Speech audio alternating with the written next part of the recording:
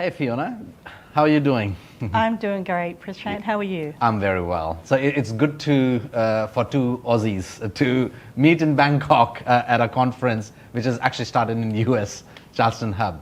So what has been your experiences so far with this conference? Well, so far this is the second day of the conference. This is my first time coming to a Charleston event, and it's been wonderful so far.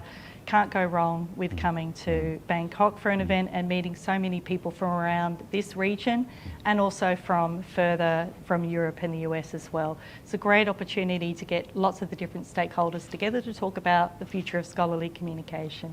No, excellent. And I know that you wear multiple hats and you bring multiple hats to this conference, but for the benefit of our audience, could you just articulate different hats that you're wearing today and during the conference? So like many people that work in this sort of area, I'm involved in lots of things. So during the day, I'm the Director of Research and Infrastructure at the University of New South Wales in Australia. And I'm also a volunteer on many other groups. One of them is Open Access Australasia. I'm on the executive committee there, and we work with libraries in Australia and New Zealand to advocate for open access and also provide training for our members.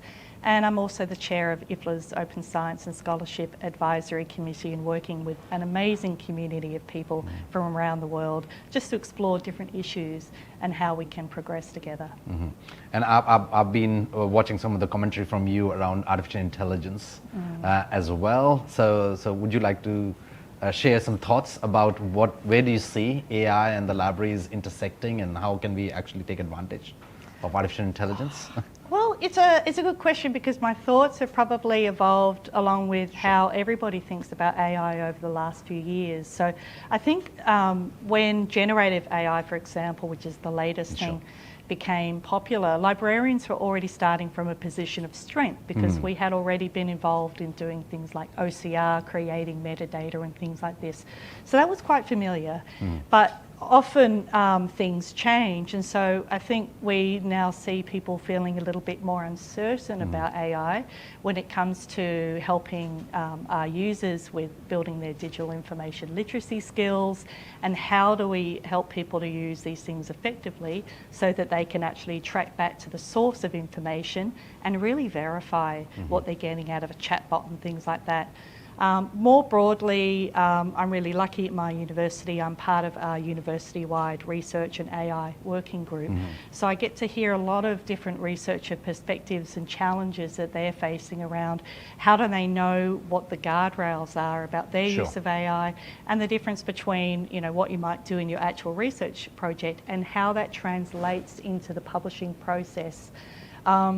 There's a lot of discussion at the moment around things like investment in AI, whether we need to build sovereign models and these sorts of things.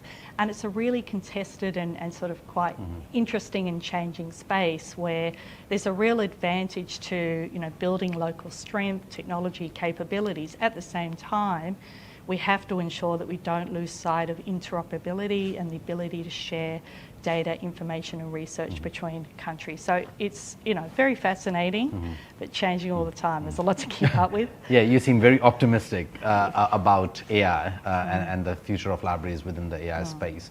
On a slightly different tangent, in terms of the initiatives that the libraries and organizations pick up, they've turned into kind of projects, and the project mindset has taken up. So how do you look at sustainable practices beyond a project stage and bringing the stakeholders, all the stakeholders in the mix to develop sustainable practices, whether it's open education or open access or even AI?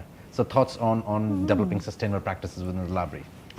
It's a really good question. So I think, having just spoken about technology, I think it's more about investing in people. So one of the things we've been doing at UNSW Library is really thinking about what the capabilities are that our staff need now and for the future. So whether that's in scholarly communications and understanding the challenges researchers face, or in the technology space, thinking about how to effectively plan out a project and implement it successfully and evaluate it afterwards. So I think what we've tried to do is really support our people to develop their skills so that they might be doing a particular project this Sure. year, but using that as an opportunity to build up skills that they can repeat and apply to other activities in the future, because things come and go, projects come and go, but we have a great retention of many of our staff, and we want to keep them with us on that journey. No, excellent. That's a very good response to that very complex question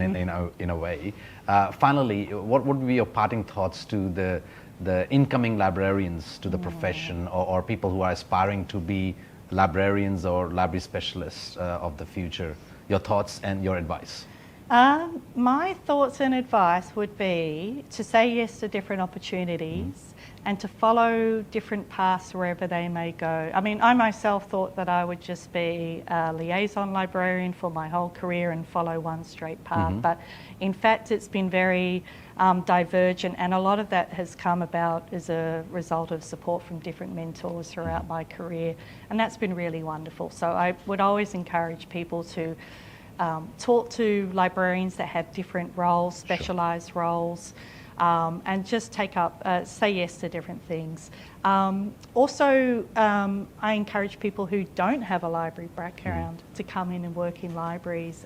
So we have a wonderful, diverse mix of people in this profession who all support the values and ideals of libraries with many different professional backgrounds, and that makes it such an interesting field to work in when we can all learn from each other. Yeah, that keeps me involved in the libraries as well. So thank you for your time, and thank you. Thanks, Prashant.